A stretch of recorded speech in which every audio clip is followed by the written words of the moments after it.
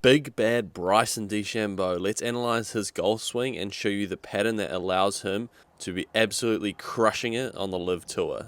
As Bryson takes the club to the first checkpoint in the golf swing, I want you to take note of this circle that I've drawn.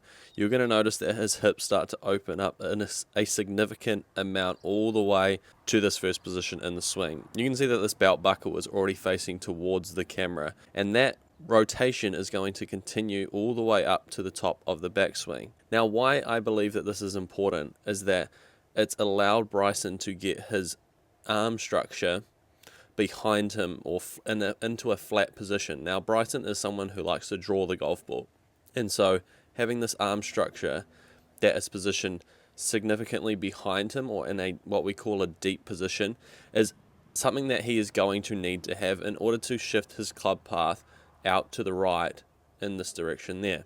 Now, another thing to note as to why Bryson would be a draw player or typically likes to play a draw is that his shaft alignment at the top here is a little bit across the line. So meaning this camera angle isn't the best to depict it, but we get some sort of an idea. So let me remove all these lines. If we were to say that straight down towards the target line was this here, then across the line would be where Bryson is, and then laid off would be in the opposite direction. Now, the reason why this across the line position creates a bit more of a draw pattern or gets the club path more out to the right for a right-handed golfer is the fact that as he transitions into the downswing, from that across the line position, what the club shaft wants to do is it wants to start to shallow the pitch of the shaft.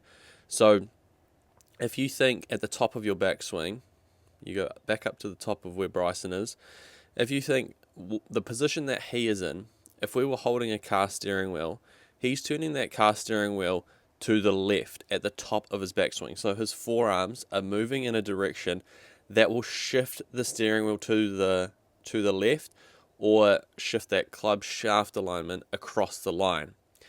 Now, that gives him all the range of motion to be able to work it in the opposite direction in the downswing. So think turning a car steering wheel to the right in the downswing. And then that is the pattern that we start to see with this club shaft, is it starts to shallow quite significantly, and then we get into this position here, which again the camera angle doesn't depict that clearly, but we know that this club shaft is behind Bryson, and most certainly it is in a shallow position. And that's just going to allow him to get this club into this position here. And you're going to see this exit pattern, which is more up towards the top of the shoulder rather than underneath. So typically we will see someone who's a draw player of the ball is going to have a higher release pattern with the club shaft. So the club shaft is going to exit higher up the left shoulder rather than down towards the rib cage.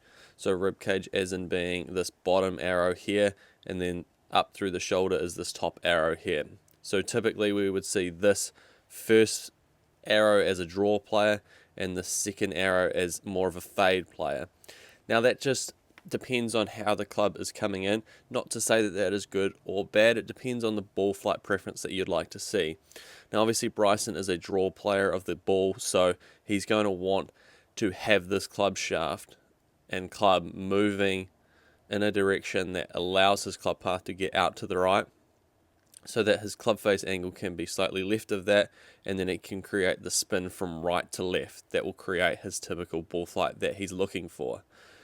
Bryson is obviously a physical specimen, and he's able to get the club into positions that most amateur golfers wouldn't be able to do. But a lot of times what I see, people really aren't unlocking their rotation on what they can typically do, but it's also a lot to do with certain movements of the knees specifically that actually allow you to create the rotation that you're looking for.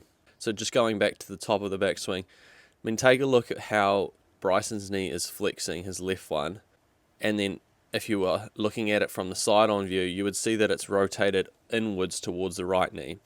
Now that's just allowing his body to rotate and open up. Most golfers won't have this bend in the knee and then straightening of the right leg because they don't have any concept of how to create the rotation. So it is important to be flexible and mobile, but there are certain things in the golf swing that actually allow that to happen way easier than what you would actually think.